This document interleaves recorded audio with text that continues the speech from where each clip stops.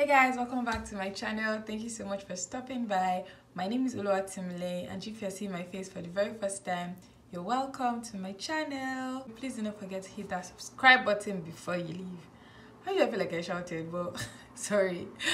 Please do not forget to hit the subscribe button before you leave. Also turn on your post notification so you get notified every time I post a new video, okay? And to my returning subscribers, thanks so much for stopping by again. I do not take your love for granted. Thank you, thank you, thank you. I love you guys so much. Please don't forget to like this video. Like it, guys. Please like it. Thank you. So guys, today's video is like long overdue. I've been saying it for the longest time that I want to film a culture shock video, my culture shocks actually. And I've also had some people ask me, oh, what have you experienced so far? What are your culture shocks? What are the things that were new to you when you came? So in today's video, I'm going to be spilling all the things I saw and I'm like, what? What? No, this cannot happen in my own country. Nah, it can't. Nah, it can't happen. You get? Yeah, we're just going to be talking about all these things today. This is a very chilled video. I don't want to make it too serious. So yeah, without wasting too much time, let's just get right into it.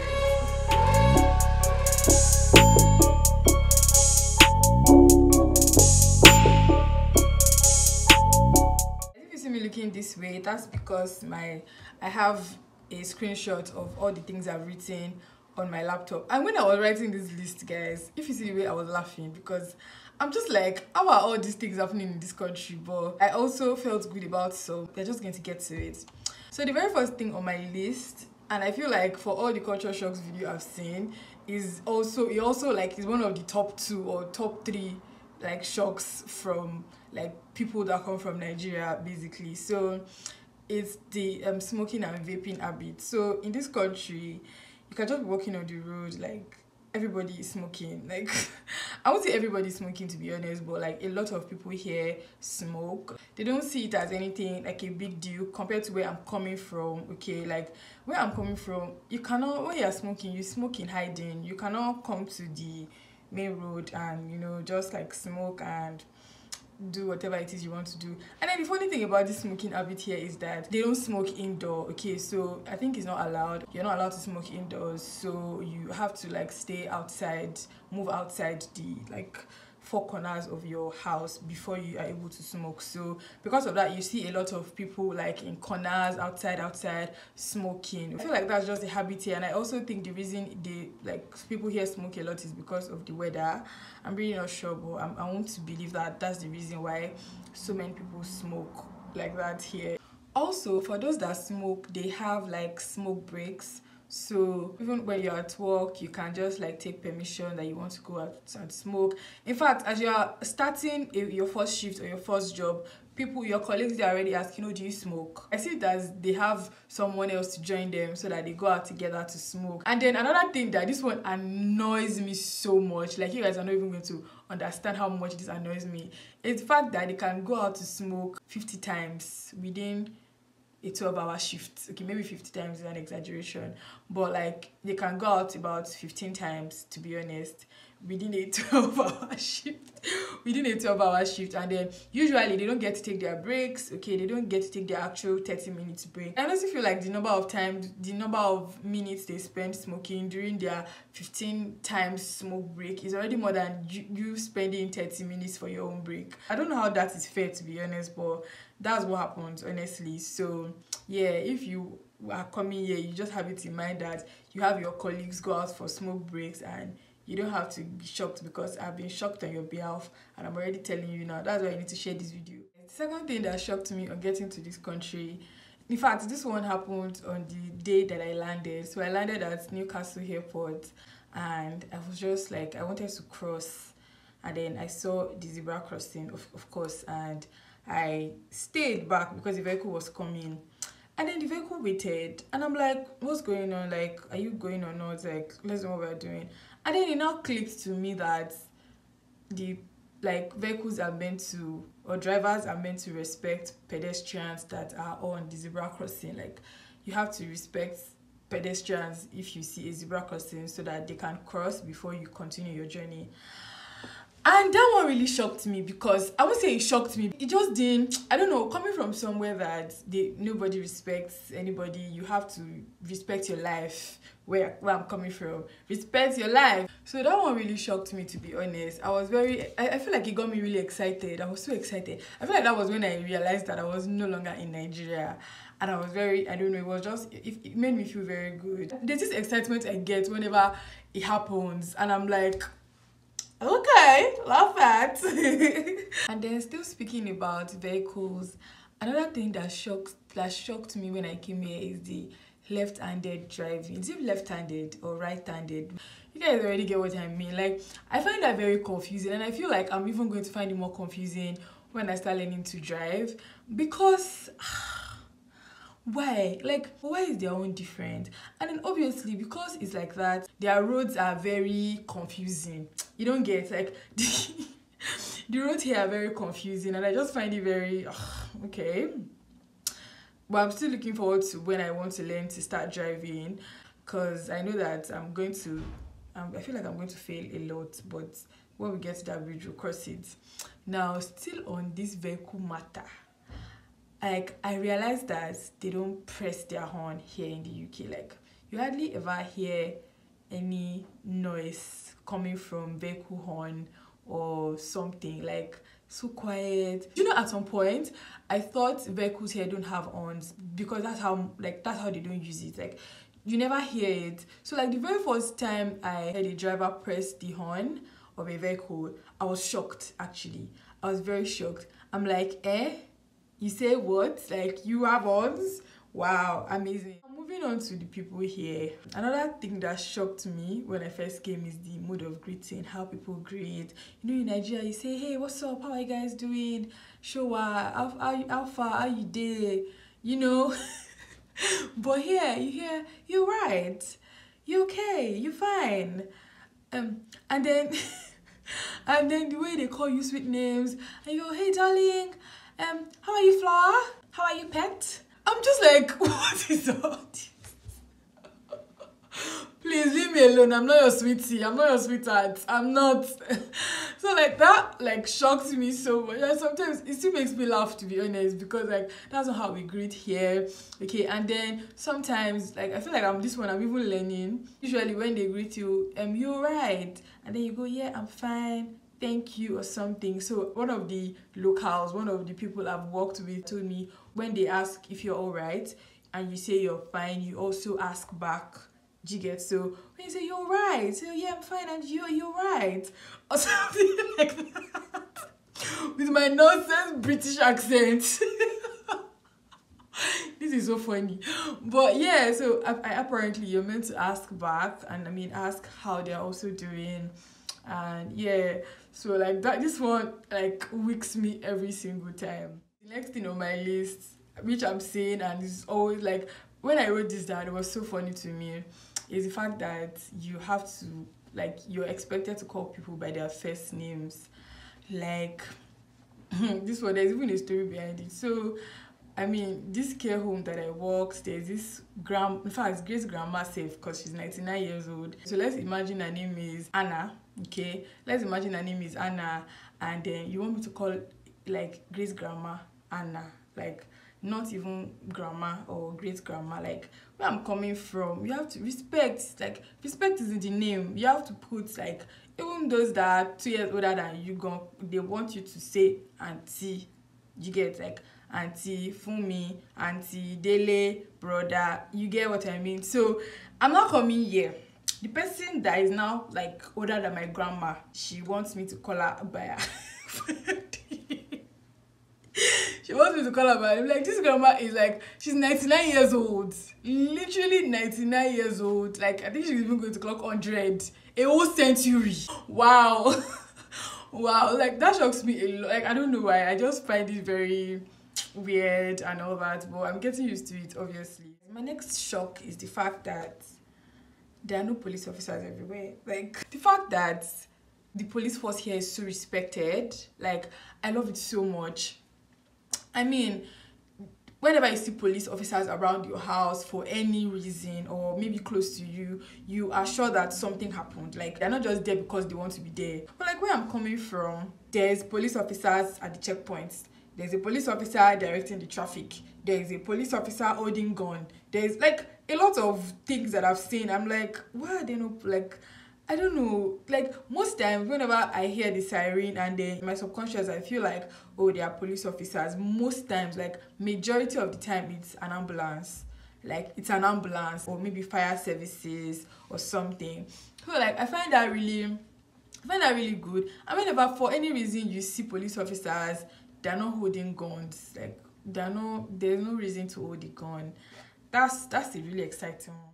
My next shock here is self-services at grocery stores. So giving an example of when you buy groceries at supermarkets in ShopRite in Nigeria, you know, you buy everything you want to buy, then you take it to the counter or the store assistant there to, you know, weigh your products or, you know, scan your products and give you a receipt, and then you make payment. Here you can do all these things by yourself.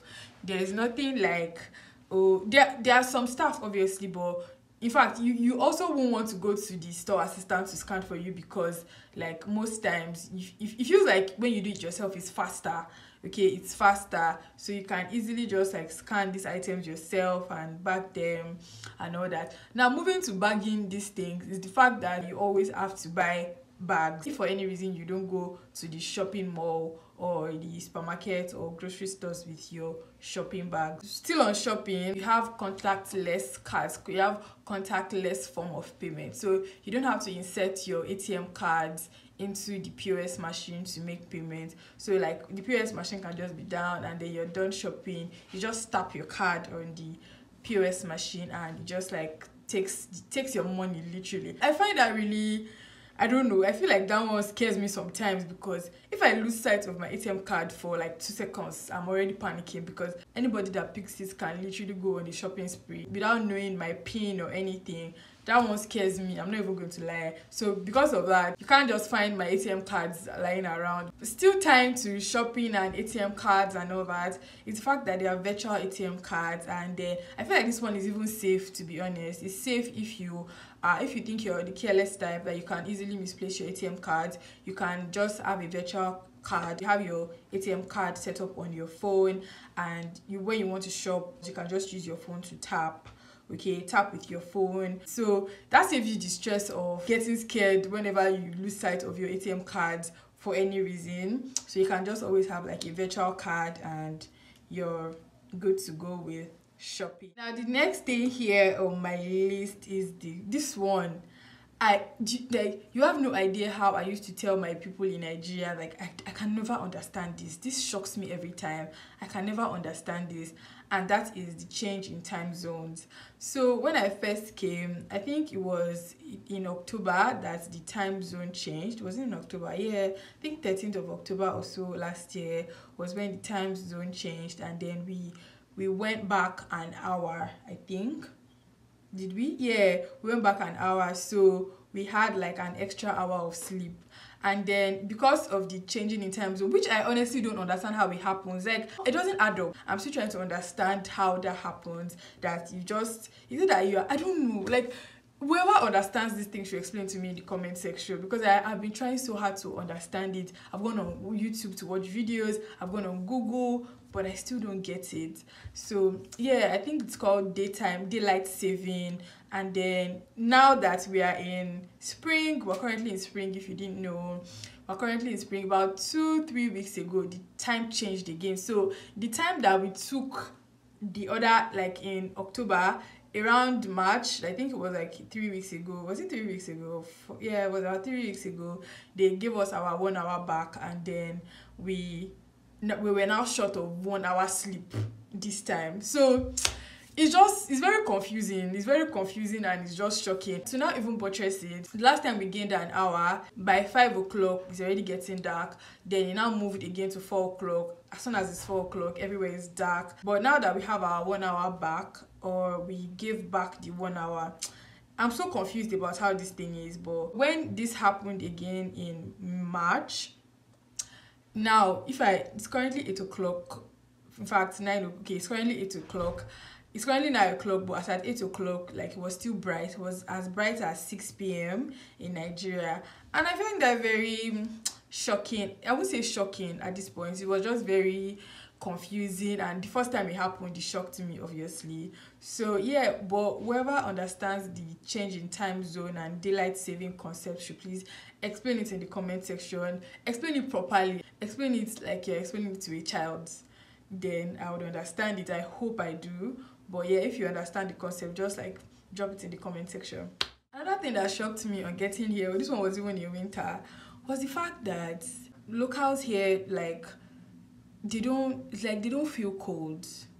Like, I feel like their skin has just adapted to the cold, and they're just like during winter you see some people wearing skimpy clothes, and I'm like, yo moida. because you know the way Nigerian mothers are, and then you can't just like, even the way our weather is in Nigeria, Nigerian mothers will not allow you sleep without wearing clothes, because they just feel like it gets colder at night, so they just want you to, you know, cover up, even if it's just like a layer of clothing that you wear to sleep. They just want you to have something on, because they just believe that it gets colder at night, basically. But here, in this -2 degree, you are wearing a skimpy with heels. Why? Very first time I saw it, I was so shocked. I opened my mouth, I could not close it. I'm like, why? Like, are you not cold? Are you sure you're fine? Anyways, moving on now is PDA here. So in this place, like, there's just a lot of mushy lovey-dovey that you cannot try on the streets of Lagos, because the eyes that will look at you, the mouth that will swallow you when you do such, you wouldn't want to try it. You would not. You would not. So like, you can just be by yourself or jeje or on your own or in the train station, just be seeing two people again, lovey-dovey and all that. And I'm just like,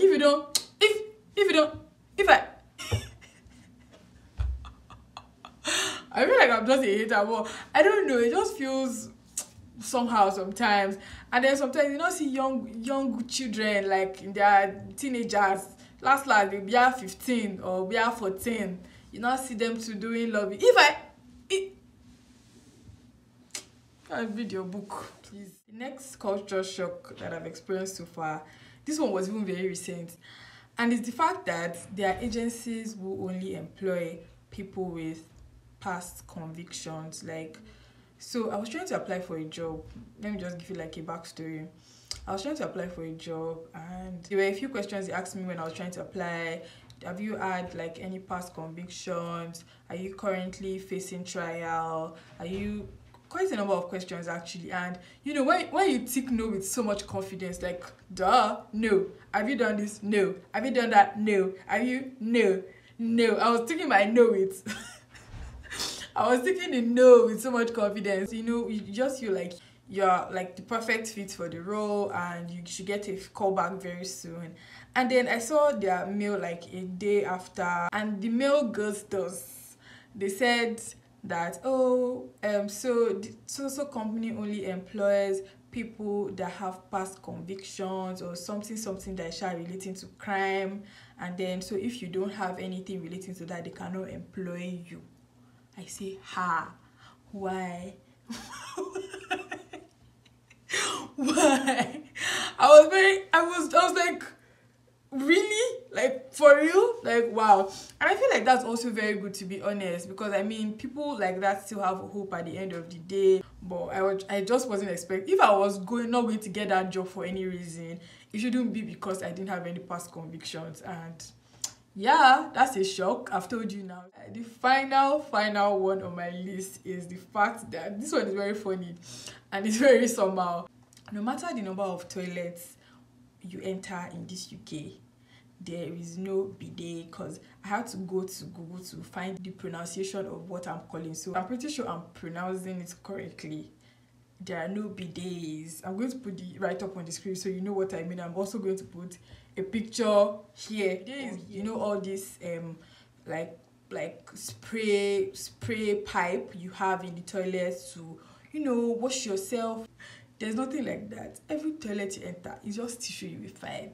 Why do you think the tissue will clean me up the way I want to be cleaned up? Like, I was never used to, you know, using tissue like toilet papers to clean up. It has always been water. So like, why are you having tissue? Why is there no water in your toilet? Why? Like, I can beat my chest that if you enter 100 toilets in this UK, you will not find, it's only tissue paper that you find, toilet paper, that's all you find. That's it guys, we've come to the end of today's video. If you enjoyed it, please do not forget to give this video a thumbs up and drop in the comment section which of my shocks shocked you the most. So yeah, also if you've been living here for a while, please let me know in the comment section if you have experienced any other shocks that I haven't mentioned here. Thank you so much for watching. I'll see you guys in my next video. Bye.